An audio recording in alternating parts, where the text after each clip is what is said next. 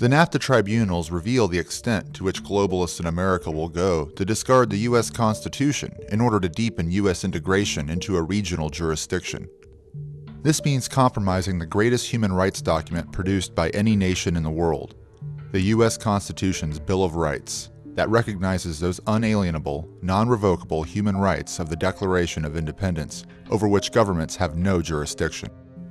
The U.S. Constitution is to be compromised through integration with Mexico and Canada, nations whose definition of human rights aligns with that of the United Nations Universal Declaration of Human Rights.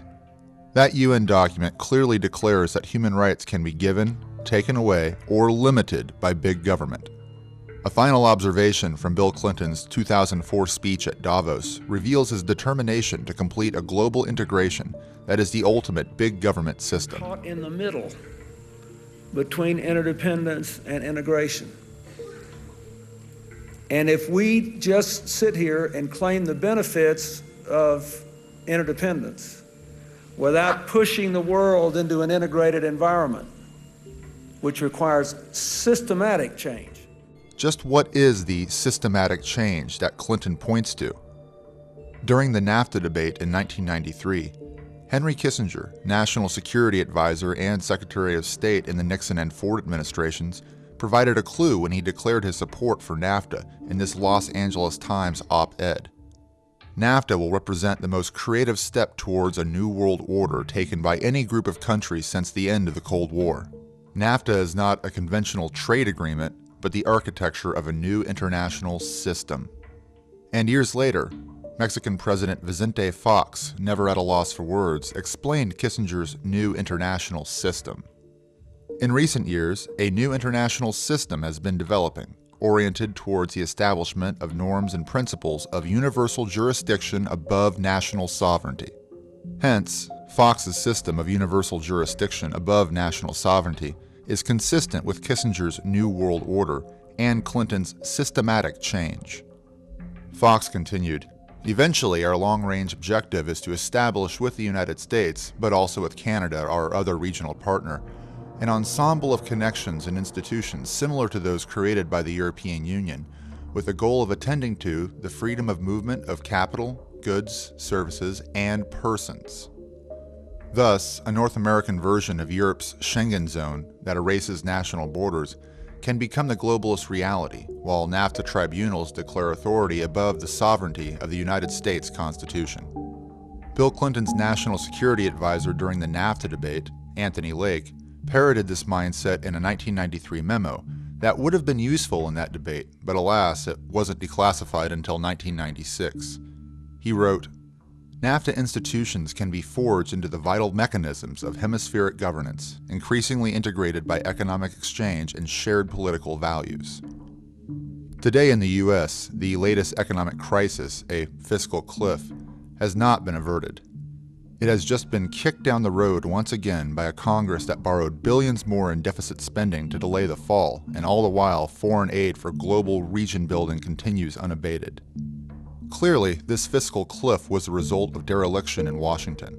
But this dereliction is not only because of mere incompetence, stalemate from blind adherence to a polarizing political philosophy, or payback from ambitious politicians to some obviously greedy, power-hungry special interests. All of the above is certainly true, but the real problem in Washington is that many of these politicians from both major political parties, along with their special interest backers, are also collaborators in the Monet method in North America.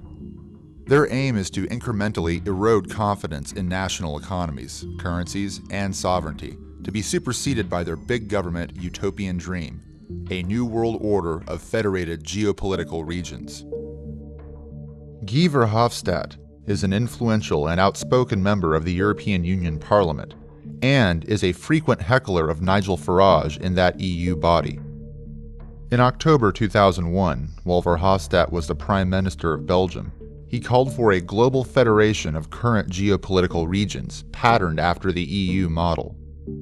Now, this does not mean a one-world government or a one-world currency is imminent.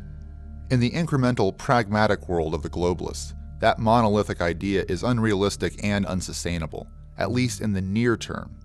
It is hard enough these days to herd independent-minded nations into the various geopolitical regions of the world. Current talk of world government only plays into the hands of those who cite such rhetoric to discredit the exposure of their immediate objective, which is the deeper integration of nations within multilateral regional trade organizations. Even now, these regional organizations are being incrementally transformed into political jurisdictions following the pattern of the EU from its days as the European Common Market. Indeed, world government talk is being used as an antithesis, a way out opposite, to the nation-state thesis, the current perceived reality, when confusing and diverting attention from the desired synthesis, the real goal of a regional structure. Such was a tactic, once again, of Henry Kissinger in his January 12, 2008 New York Times op-ed, The Chance for a New World Order. Kissinger wrote that the then-new Obama administration would represent a unique opportunity to transform the 2008 economic crisis into a vision of hope by spearheading the development of a grandiose international political regulatory system, governance by global regulation of national policies and economies, a de facto world government. But if protectionism grows, he continued, such a return to mercantilism and 19th century diplomacy would divide the world into competing regional units with dangerous long-term consequences. Ah shucks, says Henry, feigning regret. The world would then have to settle for not the current nation-states, mind you, but the emergence of competing regional units, the synthesis objective that had been planned all along, and for which the infrastructure is currently being built. 2 steps forward for globalism, 1 back. This regional network is to come complete with Kissinger's 1984-like mercantilist created crisis scenario of mutually designated antagonist regions that will push each other to even deeper integration and central control. This is the very diversion process that Richard N. Gardner projected in his Hard Road to World Order article in the Globalist Council on Foreign Relations journal Foreign Affairs in April 1974.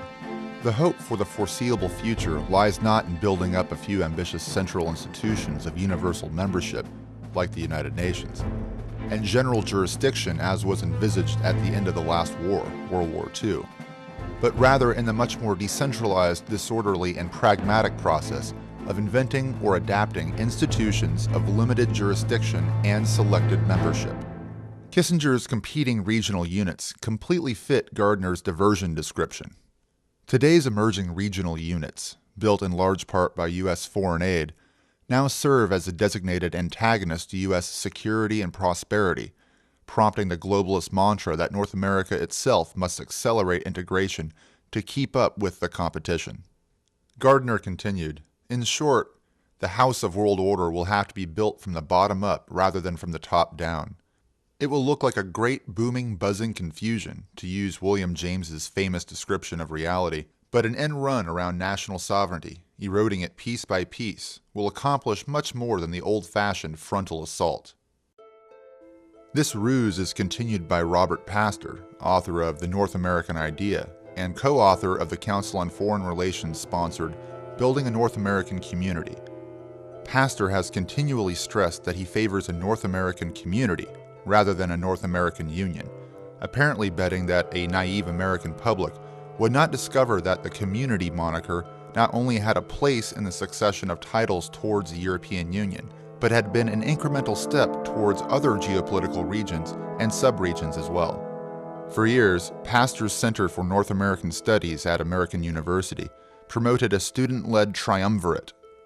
This model North American Parliament was presented at universities and forums throughout the continent. Indeed, Pastor himself is a de facto follower of the relative truth Monnet method, the crisis-creating incremental process by which Jean Monnet, the father of the European Union, could deny favoring a European political union with a common currency, when that was not his near-term goal at the time. In reality, Monnet was a deceiver, just as many of our politicians and advocates of Pastor's North American Idea are today.